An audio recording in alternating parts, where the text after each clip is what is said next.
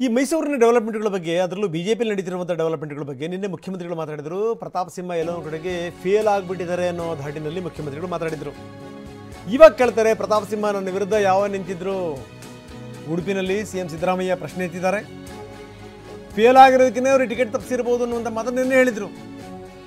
ಬಿಜೆಪಿಯವರು ಯಾಕೆ ನಿರ್ಧಾರ ಮಾಡ್ತಾ ಇದ್ದಾರೆ ಅಂತ ಗೊತ್ತಿಲ್ಲ, ಯದುವೀರ್ ನಿಲ್ಲಿಸೋಕೆ ಯಾಕೆ ತೀರ್ಮಾನ ಮಾಡಿದ್ದಾರೆ ಅಂತಲೂ ಕೂಡ ಗೊತ್ತಿಲ್ಲ ಅಂತಾರೆ ಸಿದ್ದರಾಮಯ್ಯ.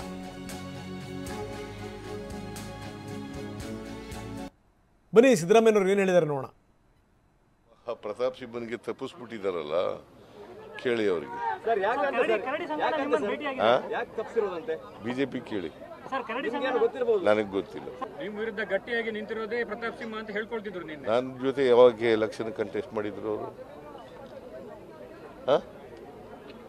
ನನ್ನ ಜೊತೆ ಯಾವಾಗಲೂ ರೀ ಕಂಟೆಸ್ಟ್ ಮಾಡಿದ್ದವರು? ಅವರು ಲೋಕಸಭಾ ಸದಸ್ಯರಾಗಿದ್ದರು. ಬಹುಶಃ ಗೊತ್ತಿಲ್ಲ ಬಿಜೆಪಿಯವರು ಯಾಕೆ ತೀರ್ಮಾನ ತಗೊಂಡಿದ್ದಾರೋ ಗೊತ್ತಿಲ್ಲ. ಯದುವೀರನ್ನ ನಿಲ್ಲಿಸಲಿಕ್ಕೆ ಯಾಕೆ ತಗೊಂಡಿದ್ದಾರೋ ಗೊತ್ತಿಲ್ಲ.